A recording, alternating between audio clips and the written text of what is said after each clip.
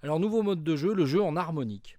Il y a 3 manières de jouer en harmonique. Nous on va surtout en développer une, ce qu'on appelle les harmoniques naturelles. C'est-à-dire des harmoniques comme ça. C'est une technique qui consiste à poser son doigt juste sur la corde et ne pas appuyer. C'est principalement au niveau des frettes qu'on arrive à trouver des harmoniques. Alors il faut savoir que des harmoniques on en a partout sur le manche, mais il y en a qui sonnent plus facilement que d'autres. Deuxième mode de jeu, les harmoniques provoquées, c'est-à-dire que c'est en étouffant les cordes avec mon pouce que je vais provoquer donc des harmoniques, c'est-à-dire en fait étouffer la fondamentale et faire sonner que les harmoniques. Et du coup là ça me permet de jouer vraiment les mélodies que je veux. Troisième manière de faire des harmoniques, c'est je tape là où j'appuie une octave au-dessus. C'est-à-dire que là je vais faire un power chord de mi, donc mi, si, mi, donc la tonique, la quinte, l'octave. Et donc je vais taper ici sur mi, si, mi.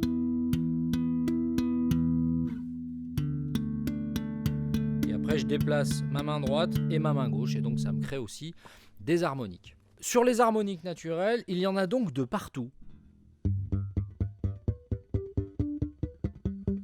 Voilà, ce qui nous fait un joli petit artifice de jeu très sympathique. Il y a différentes manières d'envisager tout ça. Moi, je vous propose de travailler 2 choses avec ces harmoniques. On va travailler une petite gamme de si mineur.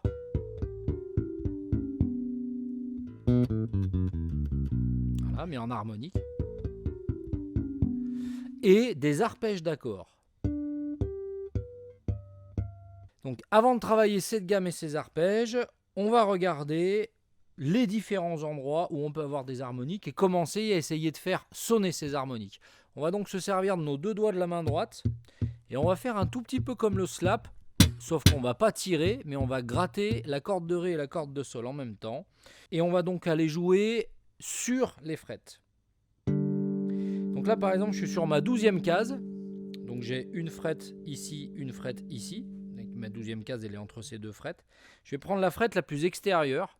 Je vais poser mon doigt sur les 2 cordes et non pas appuyer mon doigt, mais juste poser mon doigt. Je vais gratter avec la main droite et dès que j'ai gratté, j'enlève mon doigt. Voilà. Et déjà, rien que ça, c'est pas si simple. Donc il faut déjà y passer un peu de temps pour trouver comment faire sonner ces harmoniques. Et donc je peux déjà essayer de faire sonner les harmoniques les plus évidentes, celles qu'on a au niveau de la 5e case, mais sur la frette la plus extérieure.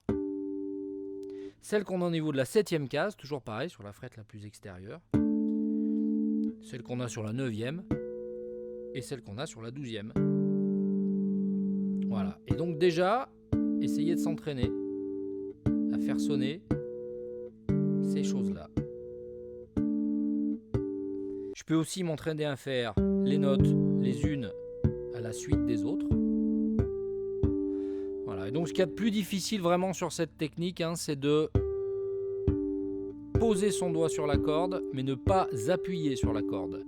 Et réussir à trouver la bonne manière de retirer son doigt de la corde pour que l'harmonique sonne. Parce que si je laisse mon doigt dessus, j'ai quand même une petite harmonique qui sonne, mais elle sera moins longue. Là, elle est beaucoup plus longue. Donc la gamme de si mineur en harmonique. On va faire du 4, 3, 5, 4, 3, 5, 4, 3, 5. Voilà, donc ça nous fait un espèce de petit exercice assez particulier parce qu'en fait, il n'y a pas de rapport entre la hauteur et le doigté. Et au départ, c'est un petit peu déconcertant. Première harmonique, 4e case. Donc je suis sur ma 4e case, toujours pareil, la frette extérieure. Alors, celle-là, pour qu'elle sonne bien, il ne faut pas que je sois pile sur la frette de la 4e, mais un tout petit peu à l'intérieur. Donc là, je joue 4. Après, je vais aller jouer 3. Alors là, je ne vais pas jouer pareil pile sur la frette, mais plutôt à l'intérieur.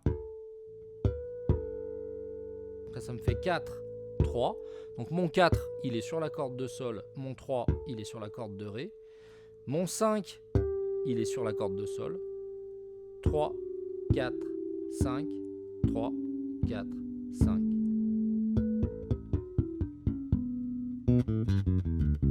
Et là, je joue une gamme de si mineur. Il y a déjà pas mal de boulot pour choper la mécanique de main gauche.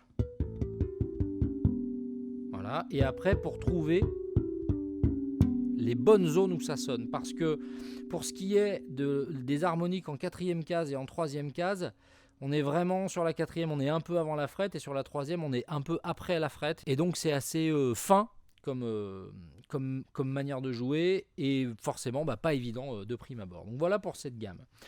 Ensuite, dernier aspect, on va travailler les arpèges, enfin des arpèges, et surtout les arpèges de nos cordes à vide par rapport à ces harmoniques. En fait, si je joue sur ma cinquième case, là, ma frette extérieure, là je joue un sol. Là je joue un ré, là je joue un la, là je joue un mi. C'est-à-dire que là j'ai mes cordes à vide, mi, la, ré, sol. D'ailleurs, soit dit en passant, c'est la même chose ici. Pas à la même octave, mais en 12e case c'est mi, la, ré et sol aussi comme note. Mais quand je pars ici en 5e case et que je fais 5, 4, 3, et alors là j'en fais 2 dans la 3e case des harmoniques. Et en fait je vais faire tonique, tierce, quinte, 7e mineur, octave, c'est-à-dire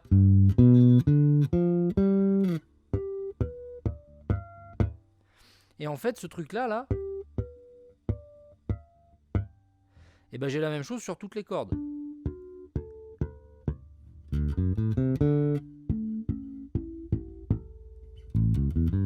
Et pareil en mi. Donc déjà, je peux commencer à travailler ces choses-là et commencer à penser des accords.